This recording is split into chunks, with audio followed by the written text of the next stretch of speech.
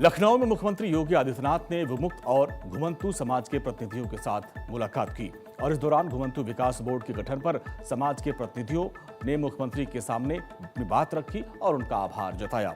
और ज्ञापन कार्यक्रम को संबोधित करते हुए मुख्यमंत्री ने कहा कि विमुक्त और घुमंतु समाज के पुनर्वास, सम्मान और सर्वांगीण विकास के लिए राज्य सरकार प्रतिबद्ध है।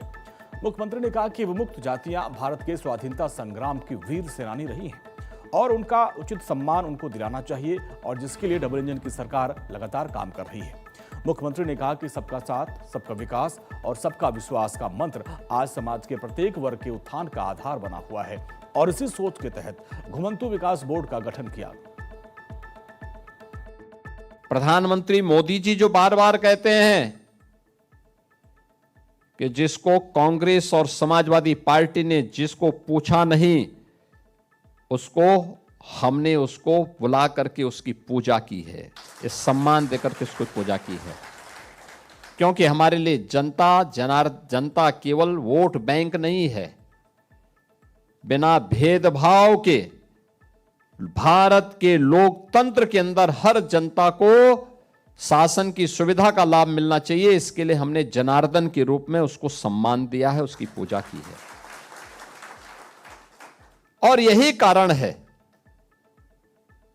कि चाहे वह बनटांगिया हो, चाहे वह मुसहर हो, चाहे वह कोल हो, चाहे वह बुक्सा हो, सहरिया हो, गौड़ हो, थारू हो, चेरो हो, इन सभी जातियों के उत्थान के लिए जो कार्य हुआ है, इनको सिचुएशन के लक्ष्य तक पहुंचाने के लिए जो कार्य किया गया है, ये उसी श्रृंखला का हिस्सा है।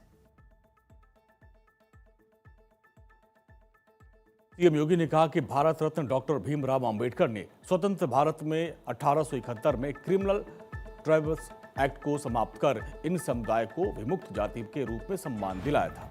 उन्होंने विपक्ष पर भी निशाना साधते हुए कहा कि जिन समुदायों को कांग्रेस और समाजवादी पार्टी ने कभी पूछा तक नहीं, मौजूदा सरकार में उनको सम्मान और पहचान देने का काम किया गया। सीएम योगी ने कहा कि पहले कोई कल्पना भी नहीं कर सकता था कि यूपी ट्राइबल म्यूजियम बनेगा, लेकिन आज बलरामपुर के इमिलिया कोडर में ये सपना साकार हो चुका है।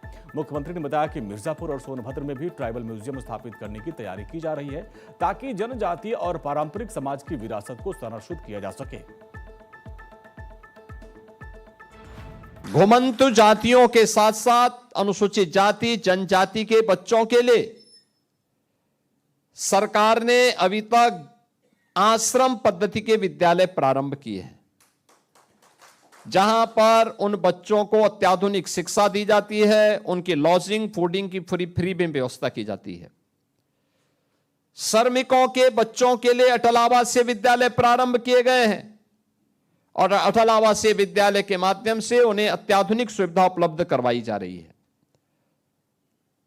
पहली बार हुआ है कि श्रमिक के बारे में, स्ट्रीट वेंडर के बारे में,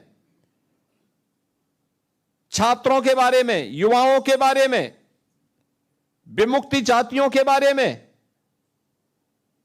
ये विमुक्ति जातियां, इनको कोई क्रिमिनल ट्राइब नहीं कह सकता, बल्कि ये विमुक्त जातियां वे हैं जो भारत के स्वाधीनता संग्राम सेनानी हैं।